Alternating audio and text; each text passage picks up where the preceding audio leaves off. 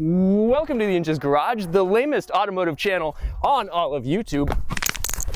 Today we just drove home a 2010 Ford F-150 Lariat. This truck holds a salvage title, and the previous owner states that the salvage title is due to one wire needing to be reconnected from the salvage lot. I got this truck for $9,500, which was a great price in today's market. So we'll see if this is a disaster or if we got a great deal on it. Who knows? You know, maybe it was actually one wire, but he got it for so cheap that he could let it go for a reasonable price. We'll see if that's the case. All right, so let's give you guys a quick walk around of the entire truck. Again, this is a salvage title truck, but it looks like it's mostly all just normal wear. I did notice a little bit of singiness in the engine bay here. But first, let's just show you guys around. There's really not much scratches, no real dents that I can see. There is some just like rock chips and whatnot, but that's pretty much it. As far as yeah, it's pretty much just normal wear, which is pretty crazy for getting a salvage title truck for $9,500 in today's market. So anyway, let's jump on inside real quick.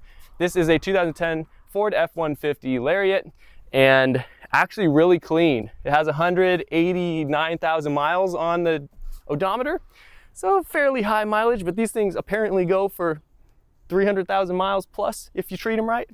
So hopefully it was treated right for all those miles. That's always just the mystery. But anyway, really clean looking interior, really clean looking body as well. And the story that the guy told me checks out for the most part. He had a couple white lies mixed in here and there that I saw right through, but it was nothing that really changed the deal. So I didn't really bother calling him out on too much. In his Facebook post, for example, he said that it has always been well taken care of, oil changes every interval and everything. He's only had the car for like 4 months because he got it from the auction and flipped it basically to me. And so it was just one of those kind of posts where he's like, nothing wrong with it at all, perfect. I've always taken care of it for the life of the truck and whatever. Oh, nice. It's like a little clip that's all busted off right there. Probably just have, that's a MAF right there, okay. So this is the engine bay. He had to replace apparently the coolant reservoir, and then this got melted. He said that there was one wire, and he said it was a fuel wire. That makes no sense at all, so you know there's a lie in there somewhere. But he said it got loose, a clip broke, it got loose, and it touched the exhaust pipe. And it was just the wire. The wire came up and, you know, touched the reservoir. And so I had to replace the reservoir. It got a little heated up, whatever. Clearly there was a little bit more than a hot wire flopping around in the engine bay. You can see here, there's the brake reservoir has a nice, obvious, like, melted flame spot on it, and you guys could see he didn't do a good enough job clearing off the soot on the top of the hood. It's not bad, it's really not bad, but you guys could see there is definitely something hot in there at some point.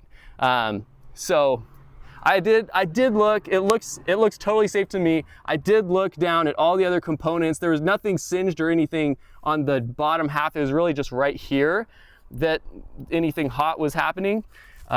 So it should be totally safe and whatnot, but it's just so funny how people feel like they gotta lie every time they sell something, like just cover it up any way possible. But anyway, I kind of saw through all the little white lies. It's easy to read people like that, but it should be safe. I got the truck at a great price because of that. There was clearly something hot in there that he did not want to disclose to me, but it doesn't look unsafe, so I think we got the truck for a great deal. So let's just get to work cleaning this thing. We literally just bought it today, so I still need to transfer the paperwork and whatnot, but it definitely is dirty. Let's bring you guys around to the passenger side and show you guys. Apparently he spilled a drink and never cleaned it up on the passenger side. It doesn't look all that bad, but there's obviously a stain there. And so he obviously was flipping this car, so he quickly wiped it down with some crappy interior detailer, didn't even wipe it off like you're supposed to, but he seemed like a decent enough guy anyway. I will also note that my wife, who's helping me film this today, he was talking to her while I was going out to the other car or whatever. There's an obvious dent in the bumper, and I checked the VIN number before I bought this thing, and it showed the auction listing and whatever for this thing in January when it sold, and this was already like this. Someone obviously hit a pole or something. He told my wife that he just misjudged the distance to a pole or whatever. I was like, and when I heard that, because I didn't hear it personally, but when she told me that he said that, I was like, dude, this guy loves his little white lies here and there, because this was already like that when he bought it. And so there's always a little story for everything on these kind of trucks and these kind of deals. It's just super funny. It's super funny. But it was super easy to see through all this stuff and get to the actual, you know, actual heart of what happened to the truck before we bought it. Anyway, let's just get to work. It is so hot out here. Clean this thing up and make it look like a new truck again and see if it's a good deal or not. It runs and drives great, and that's really what I cared about. No lights on the dash, nothing. So let's get to work. 83 inches. Oh man. Oh frick. Yeah, I think we might have a couple inches to take. Okay.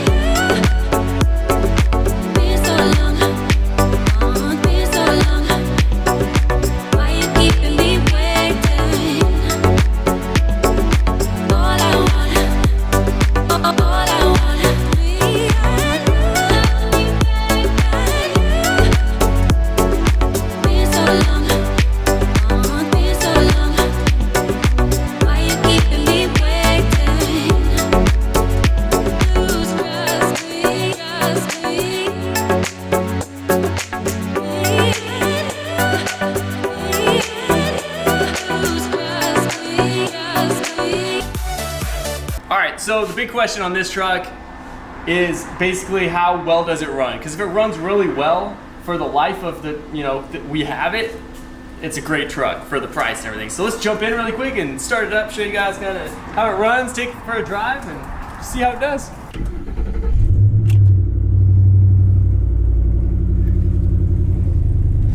Yeah, it fires right up. 188,467 miles.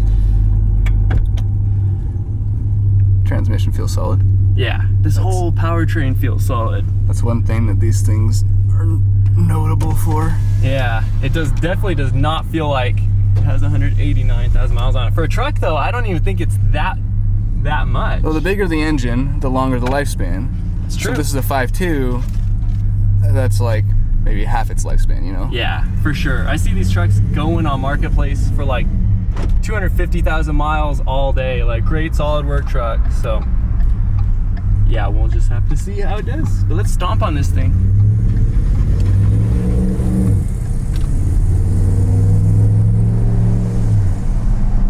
That guy made it so you couldn't stomp very hard. I know. Obviously it's a truck, so it doesn't really accelerate super fast. It's got the tow package, it's got the 4-wheel drive. So I think the gearing's different because of the tow package. I think it actually doesn't pull as fast, you know, 0-60 time, but it tows a lot better for sure. It's even got like the trailer brake settings and everything. Nice. Integrated into nice it, that's truck. cool. Yeah, it's super nice truck. A lot of times you'll get like a separate thing that bolts on the bottom. Yeah, it was done afterwards. It's a really nice truck. For $9,500 in today's market, that's really not bad. As long as it drives fine, which it does, at least so far. We've probably put a total of, I don't know, maybe 60, 70 miles on it since we've had it. And I have not heard a single thing wrong with it yet, so. There's definitely a misconception, like at least me growing up, everyone was saying that like salvage title cars, just stay away from them. They're all junk, they never drive right. There's always things wrong with them, whatnot. But the more I actually own salvage title vehicles, the more I fix cars and buy cars from auction and whatnot, the more I realize there's actually a lot of really small, dumb things that they total out cars for. Insurance basically will, if you want your car, you know, totaled out, almost anything, even a scratch all the way down the car will total a car out these days. So a wire, so the seller saying a wire was the issue, and it would make it not run and drive. It probably felt like a much bigger problem than it actually was. It wouldn't surprise me if that was the reason that insurance would total the truck out. Whoever owned it before probably saw something getting hot in their engine, their car shut off, and they just called insurance immediately and they said, yeah, this car is busted, send it out, you know, give me the money for it. And that's probably what happened, and then it's just a simple fix. You can get a lot of really good salvage title cars that run and operate and function and look just like clean title cars, and you really would never tell the difference. I've never had a car yet that somebody asked right off the bat when I showed it to them, like, oh, is this a salvage title car? Like, that you don't ask that, you know? It's just like, oh, this is a nice car, you know? So that's my 2 cents. I think this will be a great truck if it keeps running like it does. It feels like a much newer truck than 2010. 2010 is not that old, but it still has 12 years on it, you know? So, but it still is like the modern body type. You know, it's not the newest body style, but it still looks super It's not that nice generation. Exactly. That generation's the weird generation. But I'm gonna be facelifting this thing and giving it like the Ford Raptor treatment. There's a lot of aftermarket parts for this truck and this body style of Raptor mods and whatnot. The grille, headlights, bumper, you can get like Raptor style for all that stuff. So I'm gonna upgrade that next video. Overall, so far, an amazing truck. For the price, I am not gonna complain once. It's a killer truck. It's a sweet truck for sure. And it sounds good too.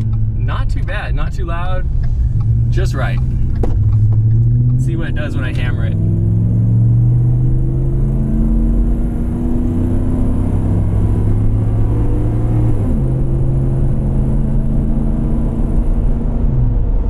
Accelerates about 10 kilometers per hour? That's yeah, hilarious. I don't even know. There is mile per hour in the red smaller print, but I thought that was really strange. Funny. Yeah. I was like, what in the world am I looking at? We are not going 60 right now.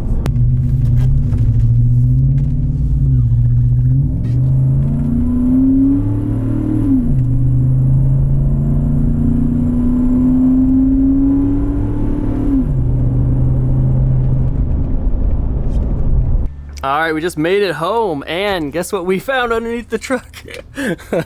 It's a transmission fluid leak. Doesn't look too bad, but transmission shifts fine, so whatever. I don't know how to check the transmission fluid level. Maybe there is a dipstick somewhere, but I wasn't seeing one. There's the oil dipstick. I am not seeing. All in all though, the engine bay looks pretty dang good for being 188, almost 189,000 miles on the engine. The seller said he replaced the coolant reservoir here. You guys could see the brake fluid reservoir definitely got a little toasty there at some point, but nothing super concerning. I can replace that if I need to. I'll probably bleed the brakes at some point anyway. When you go max brake, it definitely is a little squishy at the very bottom. I mean, you can stop okay, like normal braking, but if you had to slam on the brakes, I probably wouldn't trust it. You know, if someone pulls out in front of you and you had to slam the brakes, it gets pretty soft at the very end.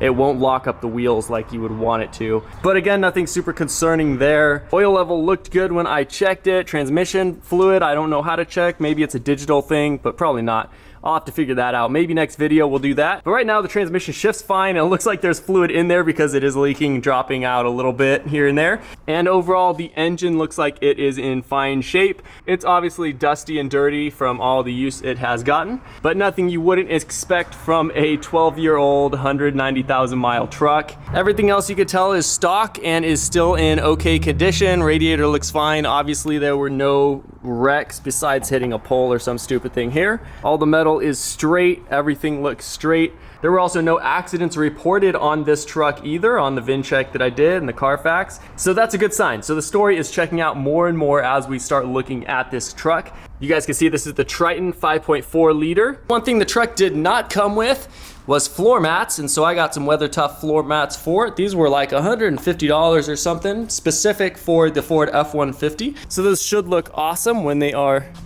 installed. Right now there are no floor mats, so kind of have to just imagine what it'll look like.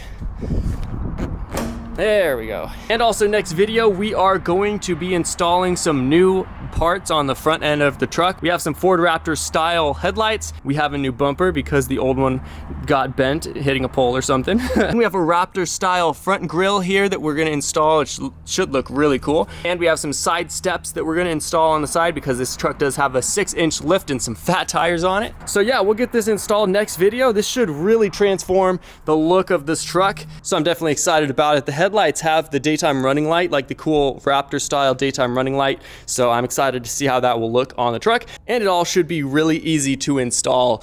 The side steps on this side apparently are direct bolt on. And so I'm hoping there's no real modification needed there. Hopefully we could slap them in 10 minutes each. One thing I am realizing that I like more and more about trucks is they're so easy to work on. With the hood up, I can see all the bolts exposed to take this grill off. Headlights I know are only some push tabs on this side, and then you can unscrew easily from inside the engine bay here and then just pull them straight out. So that should be easy for the headlights. Same with the bumper. Trucks typically don't have full fender liners, and so everything's super accessible, super easy to do. So I think all those mods should only take me an hour or two to put on, hopefully.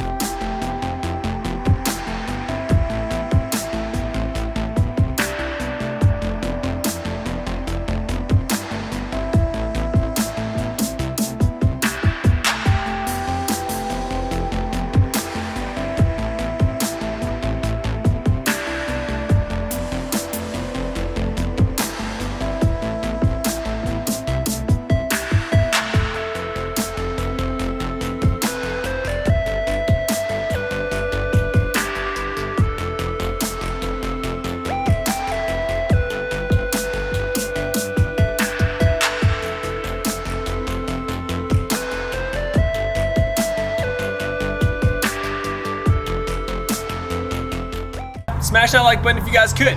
If not, don't worry about it. If you guys didn't like the video, hit that dislike button twice. That's it. We'll catch you in the next video. Thanks for watching.